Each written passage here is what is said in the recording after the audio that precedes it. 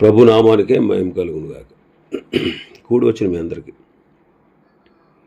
కర్మల ఆత్మీయ సహవాస సంఘ విశ్వాసులందరికీ మన ప్రభువును ఆయన ప్రియ కుమారుడునైన యేసుక్రీస్తు వారి శ్రేష్టమైన నామంలో శుభములు మరియు అందరికీ వందనాలు. యెషయా గ్రంథం 44వ అధ్యాయాన్ని ధ్యానం చేసుకుందాం. యెషయా గ్రంథం 44వ అధ్యాయం. ఇందులో ముఖ్యాంశం ఏంటంటే, జీవము గల దేవుడైన యెహోవా, జీవము లేని విగ్రహాలు, వాటి మధ్య ఉన్న వ్యత్యాసాన్ని మనం చూడవచ్చు. జీవము గల దేవుడైన యెహోవా, జీవము లేని విగ్రహాలు, వీటి వ్యత్యాసం ఈ అధ్యాయంలో ఉంది.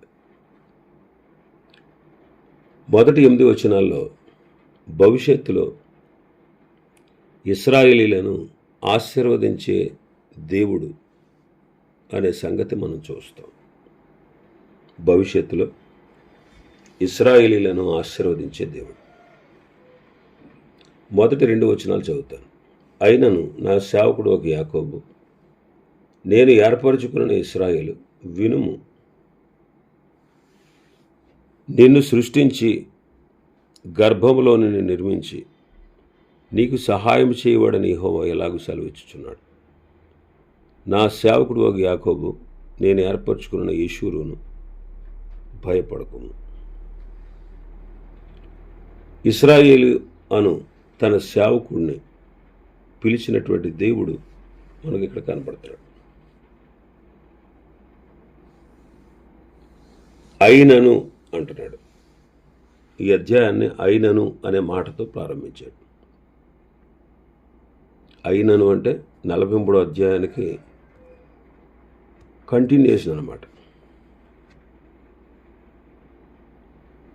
27-28 వచనాలు మనం చూస్తే 43వ అధ్యాయంలో, నీ మూల పితరుడు పాపం చేసినవాడే, నీ మధ్యవర్తులు నా మీద తిరుగుబాటు చేసినవారే, కావున నేను ప్రతిష్ఠితులకు నీ ప్రధానులను అపవిత్రపరిచితిని, యాకోబును శపించితిని, ఇశ్రాయేలును దూషణ పాలు చేసితిని. అయినను నా సేవకుడు యాకోబు, నేను ఏర్పరచుకున్న ఇశ్రాయేలు, విను అంటున్నాడు. అయినా మీరు మీ పితరులు పాపం చేశారు, అయినా సరే నా సేవకుడు యాకోబు అంటున్నాడు. దేవుని ప్రేమ ఎంతో గొప్పదండి. ఇశ్రాయేలీల ఎడల దేవుని ప్రేమ గొప్పది. ఈనాడు అవిశ్వాసులైన మన ఎడల కూడా ఆయన ప్రేమ ఎంతో గొప్పది. కాబట్టి మన దేవుడు ప్రేమ కలిగినవాడు. ఆయన వల్లే ప్రేమించగలిగే వాళ్ళు ఈ లోకంలో ఎవరు లేరు. దేవుడంటేనే ప్రేమ. దేవుడంటేనే ప్రేమ. దేవుడు ప్రేమ అయి ఉన్నాడు. God is love. ఆయన ప్రేమ గలవాడు. చాలాసార్లు మనం అపోహపడతాం. తండ్రికి ప్రేమ లేదు, యేసుక్రీస్తుకు ప్రేమ ఉంది అనుకుంటాం. అసలు ప్రేమ తండ్రిదే. మన పరలోకపు తండ్రి ఎంతో ప్రేమ గలవాడు. మనం ఆయన్ని మనల్ని భయపెట్టేవాడుగా, మనల్ని శిక్షించి నాశనం చేసేవాడుగా, మన నాశనాన్ని కోరేవాడుగా, ఘోరంగా శిక్షించి మనల్ని పాపం చేస్తే చంపేస్తాడు అన్నట్టు భయపడతా ఉంటాం. ఆయన ప్రేమ గలవాడండి. ఆయన ప్రేమ మనకు అర్థం కావాలి. ఆయన ప్రేమ మనకి అర్థం అవ్వాలి. ఆయన ప్రేమ గలవాడు. ఆయన కోపం నిమిషమే ఉంటుంది. ఆయన దయ ఆయుష్కాలం అంతా ఉంటుంది. ఆయన దయతో బ్రతుకు కాలం అంతా బ్రతికేస్తాం. కానీ ఆయన కోపం నిమిషమే ఉంటుంది. ఆయన ఎంతో ప్రేమ గలవాడండి. ఆయన ప్రేమను అర్థం అవ్వాలని, ఆయన ప్రేమను మనం గుర్తించాలని తప్పిపోయిన కుమారుడు గురించి చెప్పాడు. ఆయన ప్రేమ మనకు అర్థం అవ్వాలని. తప్పిపోయిన కుమారుడు తండ్రికి దూరంగా వెళ్ళిపోయాడు. అక్కడ 3 ఉపమానాలు ఉంటాయి లూకాసు వార్త 15వ అధ్యాయం. ఒకటి తప్పిపోయిన గొర్రె. తప్పిపోయినప్పుడు ఆయనే స్వయంగా వెళ్ళి మిగిలిన 99 గొర్రెలను వదిలేసి ఆయన స్వయంగా వెళ్ళి వెతికి తీసుకొచ్చాడు. పోగొట్టుకున్న నాణ్యం చీపురు తెచ్చి దీపం వెలిగించి ఇల్లంతా ఊడ్చి దొరికేదాకా వెతికింది. అలా వెతకడానికి సహాయం చేసినవాడు ముందు పాపిని రక్షిస్తాడు.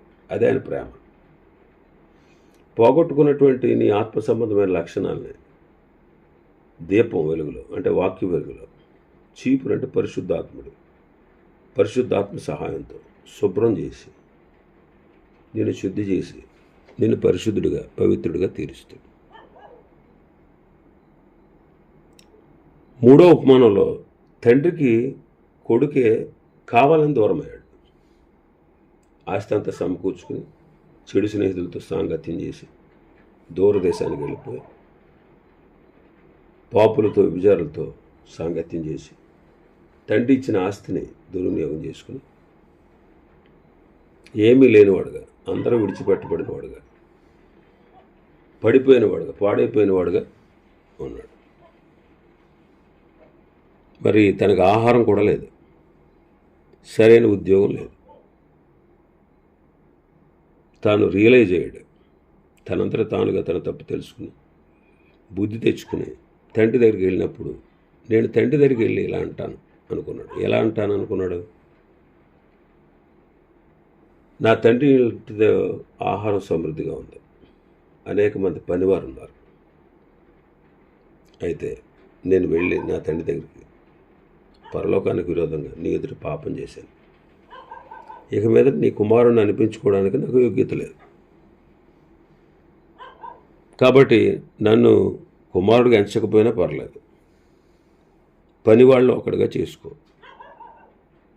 నీ పనుడిని అనుకో, చిన్న పని భోజనం పెట్టు అని అందామనుకుని వెళ్ళాడు. తండ్రి దూరాన్నించి చూస్తున్నాడు. తండ్రికి తెలుసు తిరిగి వస్తాడని. వాడి దగ్గరకు రాకముందే తండ్రి పరుగును వెళ్ళి వాడిని గుర్తుపట్టి వాడిని కౌగిలించుకుని ముద్దు పెట్టుకుని ఇంటికి తీసుకొచ్చాడు. వాడు చెప్పేది ఇంక వినలే. వాడు ఏమని చెప్దాం అనుకున్నాడు? పాలేరులో ఒకరిని కానీ పెట్టుకోవాలి. కానీ ప్రభు అంటే ఆ తండ్రి పాలేరులాగా పెట్టాడు అతన్ని. ఈ నా కుమారుడు చనిపోయి తిరిగి బ్రతికాడు, తప్పిపోయి మళ్ళా దొరికాడు. వీడు నా కుమారుడే. ప్రశస్త వస్త్రం తెట్టి కట్టండి, చెప్పులు తొడిగించండి, విందు చేయండి, చేతికి ఉంగరం పెట్టండి. ఎంత ప్రేమ అండి తండ్రిది. కాబట్టి మన తండ్రి కఠినాత్ముడు కాదు, క్రూరుడు కాదు, చంపేసేవాడు కాదు, శిక్షించి కృంగదీసి నాశనం చేసేవాడు కాదు. ప్రేమ గలవాడు.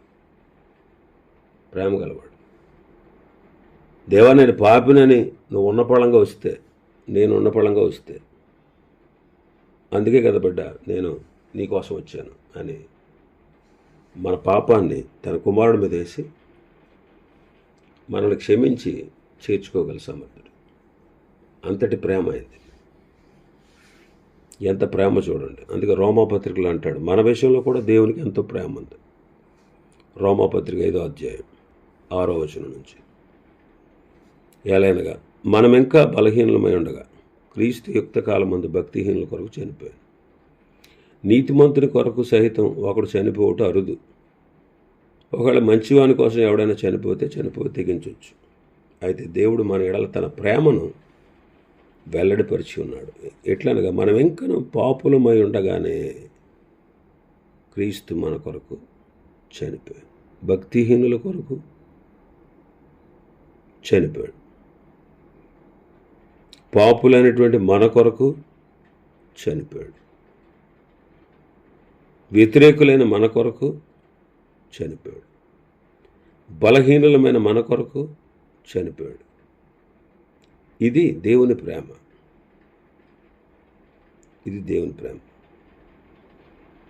పరిశుద్ధాత్మ ద్వారా దేవుని ప్రేమను మన హృదయాల్లో ఆయన కుమ్మరించాడు.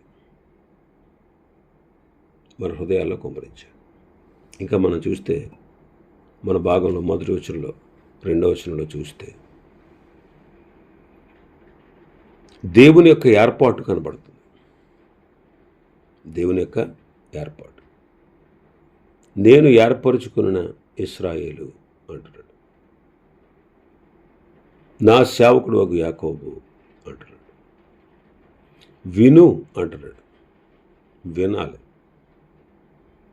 అబ్రహాంతో చెప్పాడు దేవుడు. అబ్రహాం విన్నాడు. అబ్రహాం విధేయుడయ్యాడు. వినుట ద్వారా ఆశీర్వాదం. వినకపోతే దుఃఖమే. ఈనాడు దేవుడు మనతో మాట్లాడుతున్నాడు. మనం పాపులమని, నరకానికి పాత్రులమని, నిత్య నాశనాన్ని పొందబోతున్నామని, నరక శిక్షకు పాత్రులమని, మీరు నా కృపను ఆశ్రయించండి, నేను పంపించిన విమోచకుని నమ్మండి ప్రభు మనల్ని పిలుస్తున్నాడు. మనతో మాట్లాడుతున్నాడు. మనం వినాలి. చాలామంది వింటున్నారా? వినరు. వినుట వలన విశ్వాసం కలుగును. వినుట క్రీస్తుని కూర్చున్న మాట వలన కలుగును. మరి వినాలి. మరి మానవులు వింటలేదు. ఎందుకని? ఆయన దేవుడిగా గుర్తించట్లేదు. ఏదో మతం అనుకుంటున్నారు. ఇది మార్గం అనే విషయం వాళ్ళకి తెలియదు. వారు సత్యాన్ని గ్రహించలేకపోతున్నారు. ఎందుకంటే వినలేకపోయినందువల్ల సత్యాన్ని గ్రహించలేకపోతున్నారు. వింటే సత్యాన్ని గ్రహిస్తారు. కాబట్టి మనం వినాలి. వినుము అంటున్నాడు. లోకాసు వార్త 13లో మనం ఒక మాట చదువుతాం. లోకాసు వార్త 13 అధ్యాయం 34వ వచనం. యెరూషలేమా, యెరూషలేమా, ప్రవక్తలను చంపుచు నీ యొద్దకు పంపబడిన వారిని రాళ్లతో కొట్టుచూ ఉండుదానా? కోడి తన పిల్లలను తన రెక్కల క్రింద ఎలాగ చేర్చుకొనును అలాగే ఎన్నో మారులు నేను నీ పిల్లలను చేర్చుకొనవలనని ఉంటిని, కానీ మీరు వినలేదు, మీరు అల్లకపోతిరి. ఎన్నో మార్లు ప్రభు యెరూషలేములో ఉన్నటువంటి దేవుని ప్రజలను పిలిచాడు. కోడి తన పిల్లల్ని రెక్కల కింద చేర్చుకుని శత్రువు నుంచి తప్పించినట్టు, మరణాన్ని నుంచి తప్పించినట్టు, వాటికి సంభవించబోయేటువంటి నాశనం నుంచి తల్లి పక్షి ఎలాగా తప్పిస్తుందో అలాగే ఎన్నో మార్లు మిమ్మల్ని రక్షించాలని, మిమ్మల్ని విడిపించాలని, మిమ్మల్ని నాశనం నుంచి తప్పించాలని ఎన్నో మార్లు మిమ్మల్ని పిలిచాను. కానీ మీరు వినలేదు.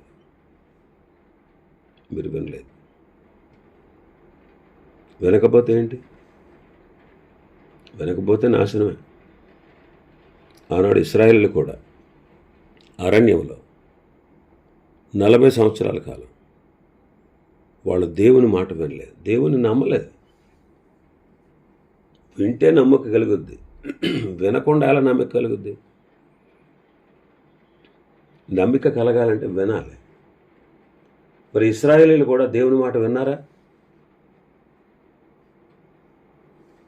నమ్మారా ప్రభువుని? నమ్మలేదు.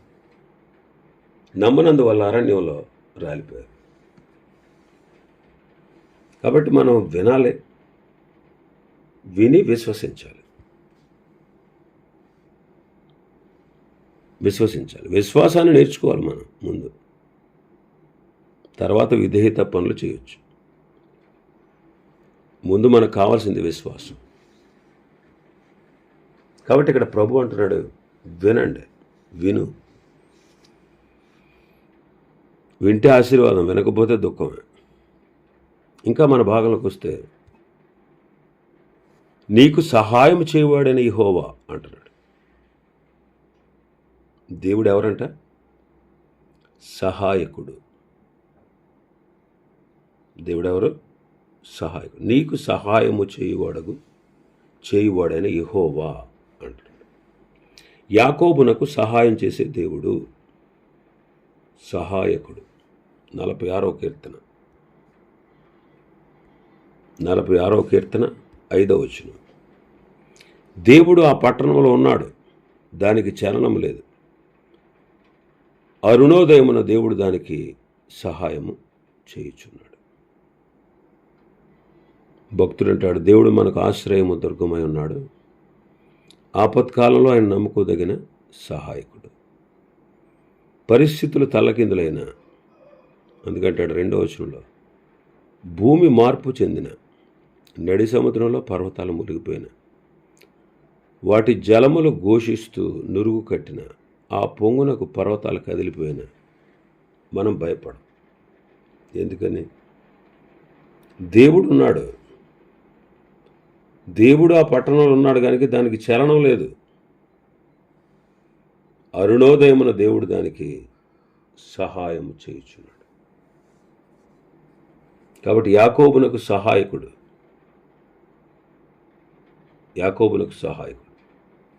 హెబ్రీ పత్రిక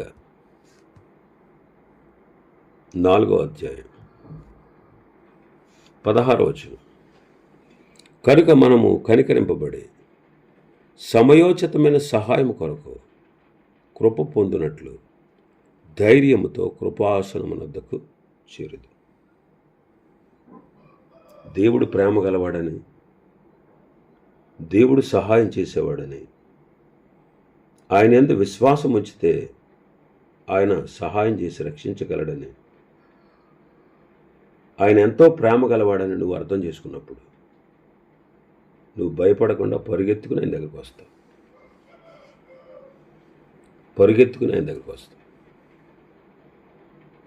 చాలాసార్లు మనం భయపెట్టాం. చాలాసార్లు మనల్ని వాక్యం అర్థం చేసుకోలేక కొంతమంది దైవజనులు, కొంతమంది వాక్యాన్ని అపార్థం చేసుకుని భయభ్రాంతులుగా చేశారు. అసలు ముందు విశ్వాసాన్ని నేర్పలేదు, విధేయత నేర్పేశారు. మనం మొదట నేర్చుకోవాల్సింది విశ్వాసం, ప్రభువుని నమ్మడం. ఆయన మనం నమ్మాలి. ఏమని నమ్మాలి? ఆయన శిక్షించేవాడని కాదు, ఆయన ప్రేమించేవాడని నమ్మాలి. ఆయన ప్రేమ గలవాడని నమ్మాలి. మన క్రియల వల్ల రక్షణ కలగలేదు, దేవుడు చేసిన కార్యం వల్ల రక్షణ కలిగింది అని నమ్మాలి. రక్షణ అనేది హృదయంలో జరిగే కార్యం కాదని, దేవుడు చేసినటువంటి శిలువ బలియాగంలో బయట జరిగిన కార్యం అని, దాని యందు మనం విశ్వసించాలని మనం నమ్మాలి. మరి ఆయన క్రియల వల్ల, ఆయన చేసిన క్రియ వల్ల మనకు రక్షణ అని, ఆయన అంగీకరిస్తే తప్ప నీకు నాకు రక్షణ దొరకదని, ఆయన నమ్మితే, విశ్వసిస్తే ఆయన అంగీకరిస్తాడని మనం నమ్మాలి. కానీ మనకేం చేశారు? అమ్మో ఆయన కోపం గలవాడు, ఆయన మనం చంపేస్తాడు, పాపం చేసిన వాళ్ళు నరకంలో పడేస్తాడు అని చెప్పి పాపం చేసిన వాళ్ళు భయపెట్టి, అరే ఉన్న పళంగా మీరు ప్రభు దగ్గరికి వస్తే ఆయన వెంటనే తీసుకుని నీ శిక్షను నా శిక్షను తన కుమారుడు మీద వేసి మనల్ని కనికరించి, కరుణించి, కృపచూపి, ప్రేమించి రక్షించేవాడని, ఆయన తీసుకుంటాడనే సత్యాన్ని చాలామంది నేర్పలేదు. అందుకే దేవుడు అంటే భయం కలిగేటట్టు చేశారు. ధైర్యంగా ప్రభు దగ్గర రాలేనటువంటి పరిస్థితి. చాలామంది విశ్వాసులు ఎప్పటికీ ధైర్యంగా ప్రభు దగ్గర రాలేరు. ఏదో అపరాధ భావంతో ఉండిపోయి, మేము అపరాధం చేశాం, మేము తప్పు చేశాం, మమ్మల్ని దేవుడు క్షమించడు, మమ్మల్ని కంపల్సరిగా శిక్షిస్తాడని ఆ భయంతో ధైర్యంగా కృపాసింహాసనం యొద్దకు చేరలేకపోతున్నాడు.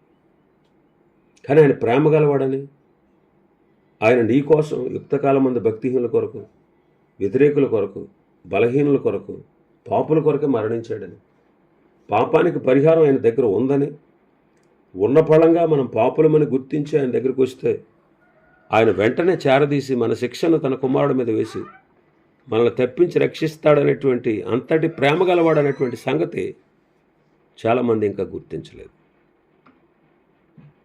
కాబట్టి మనం ధైర్యంగా ప్రభు దగ్గర రాలేకపోతాం. కానీ ఈ సత్యాన్ని తెలుసుకున్నప్పుడు ఇంత ప్రేమ గలవాడు నా దేవుడు, ఎంత ఘోర పాపులను క్షమిస్తాడా,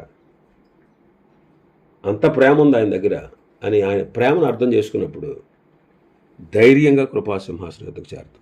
పౌలు గారు అదే అంటున్నాడు, హెబ్రీ పత్రిక రాసిన గ్రంథకర్త. మనము కనికరించబడి సమయోచితమైన సహాయం కొరకు కృప పొందునట్లు ధైర్యముతో కృపాసనము యొద్దకు చేరదామంట. ధైర్యంతో కృపాసనం యొద్దకు చేరదాం. అదండి దేవుని ప్రేమను అర్థం చేసుకోండి.